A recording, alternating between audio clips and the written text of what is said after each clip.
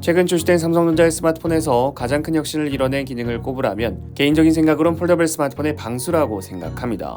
폴더블 스마트폰에 처음 적용되는 방수이기 때문에 X형 스마트폰보다 떨어지는 방수 성능도 아니고 그냥 바로 처음부터 8등급의 방수를 지원하게 된 거죠. 그런데 이러한 혁신과 다르게 삼성전자는 방수에 대한 허위 광고로 인해 꽤 큰 규모의 벌금을 내게 되었습니다. 호주경쟁소비자위원회에 따르면 호주 연방법원은 삼성전자 호주지부가 낸 과거 갤럭시 시리즈의 방수 성능에 대한 광고가 허위된 내용을 소비자에게 전달한 사실이 있다 판단하고 1,400만 호주 달러, 하나 약 126억 원의 벌금을 명령했다 발표했습니다. 잘못된 내용을 전달한 광고에 해당하는 기기는 갤럭시 S7, 갤럭시 A5, 갤럭시 A7, 갤럭시 A8, 갤럭시 노트 8입니다. 이 제품들은 호주에서 310만 대 이상 판매가 되었습니다. 해당하는 제품들은 모두 IP68 방수 방진을 지원합니다. 그중 방수 등급 8은 1.5m 수심에서 30분 정도를 보호할 수 있다는 걸 의미합니다. 하지만 IP 등급을 받는 실험 환경보다 실제 환경이 더 변동성이 크기 때문에 실제 스마트폰은 등급만큼의 방수를 지원한다 확신하지 못하고 어떤 물이냐에 따라서 또 상황은 달라질 수 있습니다. 호주 소비자위원회가 허위 광고로 판단한 부분은 바로 어떤 물인가에 대한 내용입니다.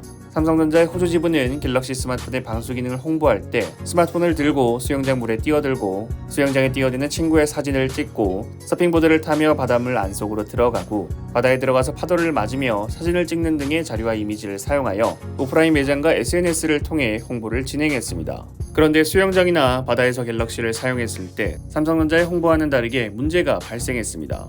광고에 나온 것처럼 갤럭시를 물속에서 사용했는데 고장이 났다는 수백 건의 소비자 불만이 접수됐습니다. 염소 처리된 수영장의 물이나 소금기가 있는 바닷물에서 갤럭시를 사용하면 충전 포트가 부식되어 스마트폰을 고장나게 한다는 겁니다. 삼성전자 호주 지부는 제품들이 수영장이나 바닷물에 잠길 경우 충전 포트가 부식돼 아직 젖어있는 상태에서 충전하면 작동을 멈출 수 있다는 사실을 인정했고 소비자위원회는 삼성전자 본사가 이 문제를 인식하고 수정하려는 과정에서 호주 법인이 먼저 광고를 냈다고 밝혔습니다.